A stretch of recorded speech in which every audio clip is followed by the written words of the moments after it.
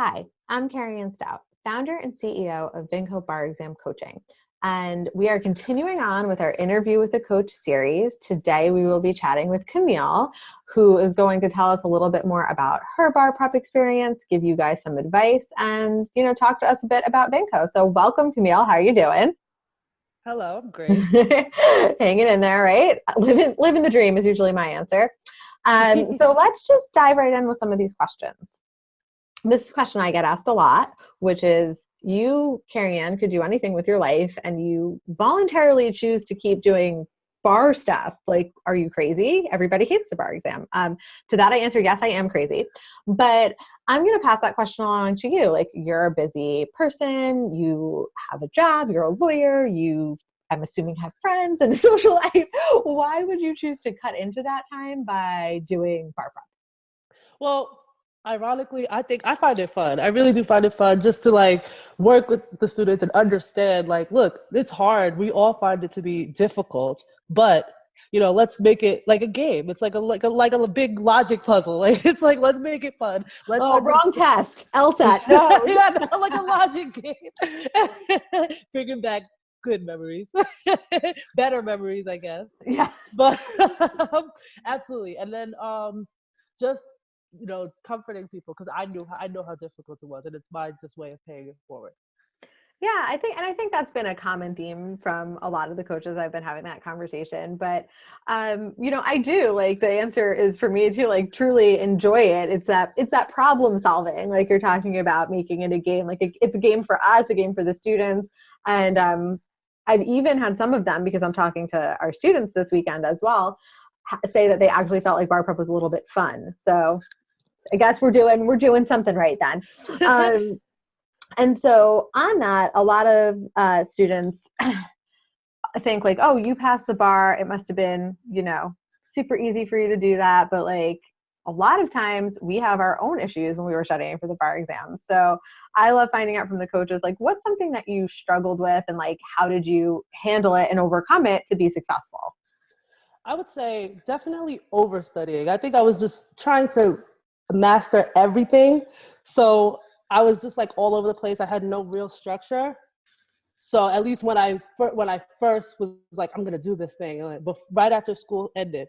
But then when I understood, okay, this is what needs to go after joining Vinco. This is what I need to space my time out, not just study everything, focus on what really is gonna help me and master material. Yeah, and finding that focus, right? It's like there is an overwhelming amount of information in bar prep. Like, anyone who tells you like there isn't is lying. Like, you are essentially have your whole first year of law school plus evidence and criminal procedure and a whole bunch of other random classes that you need to review all of and memorize in a 6, 8, 10-week period. That's Yeah. insanity, right? So having people do get kind of lost in those details and try to study everything to the detriment of studying what's important. So I Right. think that's a common issue that students have, and it's good to hear that you didn't fall for that one. But speaking of traps, like, what is a big bar prep trap that you see that like you're on the outside and you're like, oh no, like don't do that, but like a student might still fall into that? I would say spending too much time on one area. Like, there's 3 parts of this exam. So it's like, spend the right amount of time, not just saying, oh yeah, if I do my multiple choice and I'm going to pass the exam. It's really just spending the appropriate time in each section, I would say.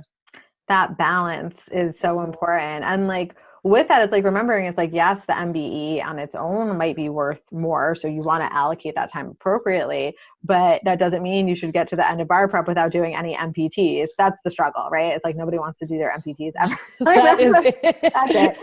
Right. It's like, that's still 20%. So you don't want to leave those points on the table either. That's a big one. Absolutely. And so I'm sure you get this question a lot now, right? People want to know, oh, like, you passed the bar, you're a bar exam coach. Like, could you give me one piece of advice? So if you had like 2 minutes with someone and you were just going to give them like one thing to move their bar prep forward to help them be successful, what would you tell them to Um, don't drive yourself crazy. Don't drive yourself do? crazy. Valid. Like, the exam can be, I think, honestly, it's a lot of mental.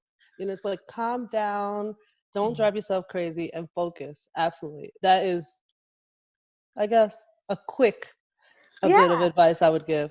Listen, and we kind of think at Vinco about the bar exam in like the different buckets. We have like the substantive bucket, do you know the law? We have the skills-based bucket, can you apply the law in the different contexts? But then we have like the other bucket, which is like mindset, outside, family drama, money issues, like whatever else might come up. But like that really mindset should get its own bucket because it's that important.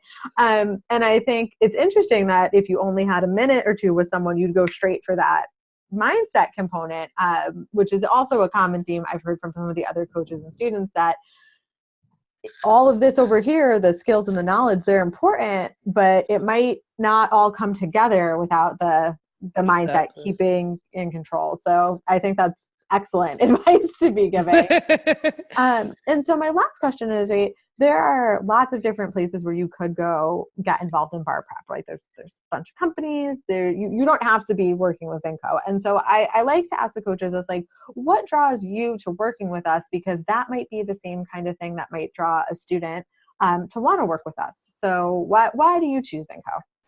I say just because it's like a community environment. You feel it's not like when you go to like a big box bar company where, you go in and just maybe you can't relate so much with the coach, or, someone who actually cares about you and, is focused and targeted on you. So, and the same thing with the students as well. You screen the students to work with a specific coach. So, you build that affinity with the student. And I think that helps a lot in succeeding on the exams, definitely. Like having you to text like, oh, good luck. Like those little things really do matter.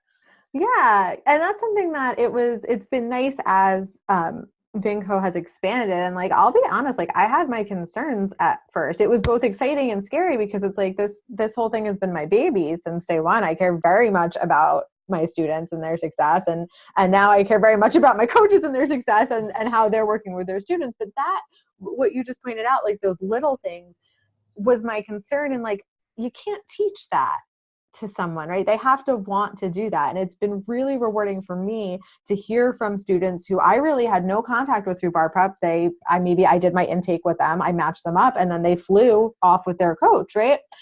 Coming back now on the other side and telling me about the little things that their coach did for them that was special, like the little card or the little gift in the mail. And that's been the most exciting part for me, is seeing this new group of coaches come in and do those things. So I love that you pointed that out. Camille, thank you for taking some time out of your weekend to talk with us and let us get to know you a little bit better. For those of you out there who are interested in learning more about Vinco, you can find us at vincoprep.com, and I will see you all next time.